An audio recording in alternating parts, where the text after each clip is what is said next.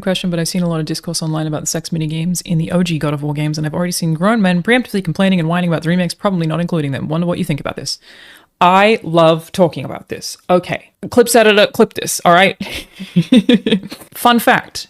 The God of War sex minigames were designed by women. In fact, I worked with one of them. They were largely worked on by women on that dev team. In fact, when you walk into, I think it's Aphrodite's chamber, this was designed, again, including a group of women, to look like a labia. Like, it's literally designed to be evocative of a vagina. And the women were the ones who did that. So, like, and when you look at it, it makes sense.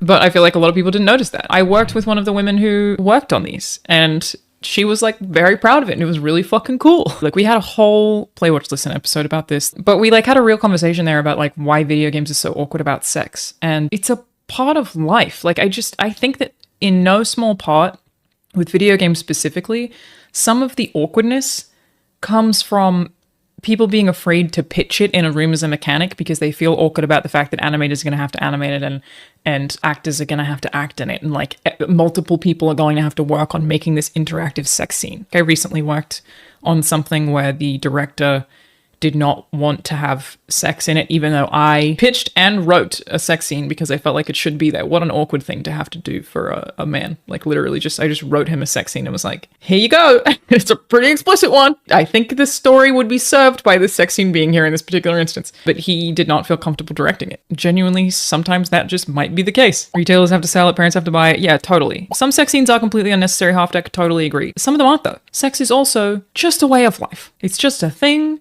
people do. Frankly, I think that's like an understatement.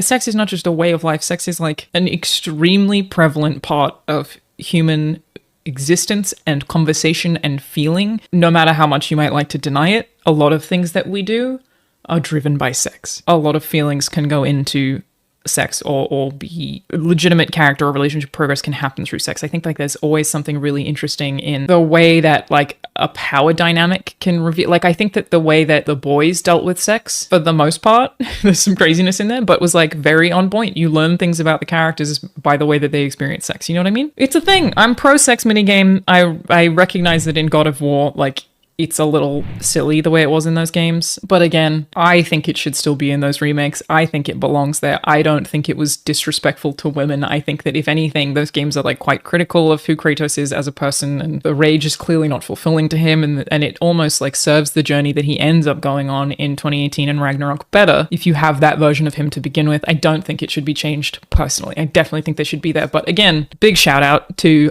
the various women who worked on those sex minigames. The person that I know of actually left the studio and came back, which happens quite a bit at Sony Santa Monica Studio. People really, really love working there. I would totally go back one day in the far future. So excited for this team for everything that they are working on. Yeah, the woman that I worked with quite closely, her name is Ariel Lawrence. She's awesome. And she was there when they made the sex minigames. She's the one who told me that. She was like, fun fact, women made this. It's designed to look like a labia on purpose, which I think is really fucking cool. And yes, it fits with Greek mythology. As for people complaining about it on Twitter, I think is what you said happened. I think I said this the last stream, but let me tell you, man. Let me tell you, okay? Since I stopped using Twitter, like I don't browse Twitter anymore. I don't even look at it. It's really obvious when people are still using Twitter in conversation because they will reference things like this that doesn't exist anywhere else in conversation. Nowhere outside of Twitter or the Twitter sphere, like those dudes who are making YouTube videos who are really just making them for Twitter, is talking about this. No one outside of that particular place is going, oh, they're gonna take the sex minigames out of the remakes. That conversation is not happening in the real world. Get off of Twitter. It's like willingly being on 4chan and telling people that you are. I think it's changed the way that I make YouTube content because even though I was not part of the right or whatever, being on Twitter and seeing those people's opinions, even if it was like through a friend like dunking on something, would like make you have like an idea of an opinion as though it had value. They're like little losers. Like, just don't think about any of what they say. It's garbage. It should not even be a thing that, like, a healthy brain needs to think about. These people are insane. This is not how... And it really tricks you into being like, these people... There are people out there who think this. It's like 1,000, maybe, like, attention-starved dudes who need to feel like they're angry about something to feel like their existence has any meaning.